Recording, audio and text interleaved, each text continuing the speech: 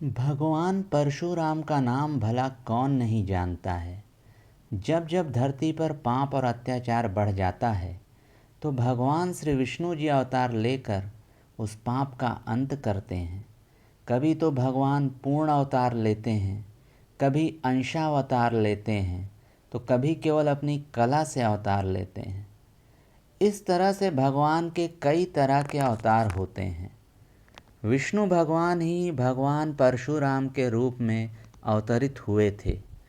जब जब पृथ्वी पर पाप बहुत बढ़ गया था और राजा लोग अपने कर्तव्य का पालन अच्छे से नहीं कर रहे थे, बल्कि वह बहुत ज़्यादा अत्याचारी, पापी और प्रजा को लूटने वाले बन गए थे, तब ऐसे कष्ट देने वाले और अत्याचार करने वाले राजाओं का अंत करने के लिए ही परशुराम जी का अवतार हुआ था।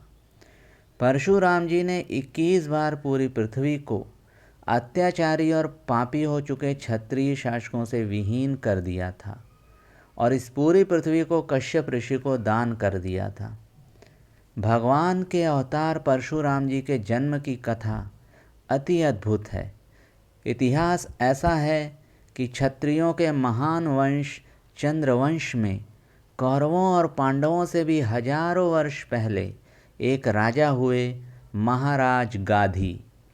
महाराज गाधी बड़े प्रसिद्ध राजा थे। महाराज गाधी की एक कन्या थी, सत्यवती।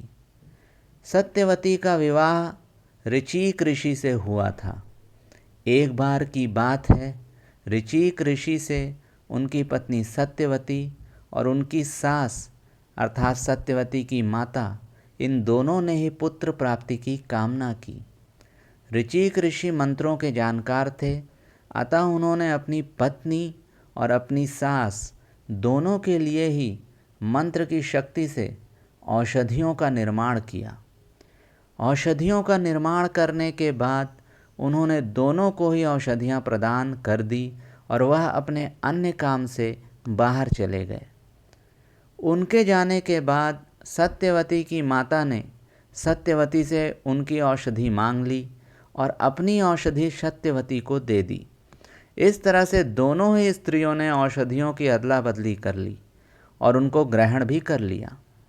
जब ऋचिक ऋषि वापस आए तो सत्यवती ने उन्हें यह बात बताई कि मैंने और मेरी माँ ने औषधियों की अदला बदली कर ली। यह सुनकर ऋचिक ऋषि बड़े ही नाराज हुए। उन्होंने कहा कि यह तो घोर अनर्थ हो गया और मैंने औषधियों को इस तरह से तैयार किया था कि उनकी अदला बदली नहीं करनी चाहिए थी। अब तुम्हें घोर प्रकृति वाला और अत्यधिक हिंसा करने वाला पुत्र होगा। यह सुनकर सत्यवती परेशान हो जाती हैं और वह ऋचिक ऋषि से निवेदन करती हैं कि अब ऐसा कुछ ना हो जाए, ऐसा कुछ उपाय कीजिए। इस पर ऋचिक ऋषि बोलते हैं, चलिए ठीक है, आपका पुत्र नहीं बल्कि आपका पौत्र अर्थात पुत्र का पुत्र इस तरह की घोर प्रकृति वाला हिंसक होगा। समय बीता और सत्यवती के गर्भ से एक पुत्र उत्पन्न होता है। वह पुत्र बहुत महान ऋषि के रूप में प्रसिद्ध होता है। उनका नाम था जमदग्नि ऋषि। जमदग्नि ऋषि का विवाह एक ऋषि पुत्री रेणुका से होता है। रेणुका के गर्भ से जमदग्नि ऋषि को कई पुत्रों की प्राप्ति होती है और इन्हीं पुत्रों में सबसे छोटे पुत्र थे परशुराम जी।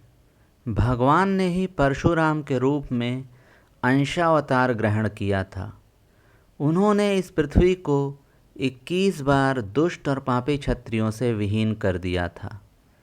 तो ये भगवान परशुराम के जन्म की एक अद्भुत कथा थी और भगवान परशुराम के जन्म की कथा ही नहीं बल्कि उनसे जुड़ी हुई सारी कथाएं अति अद्भुत ही हैं।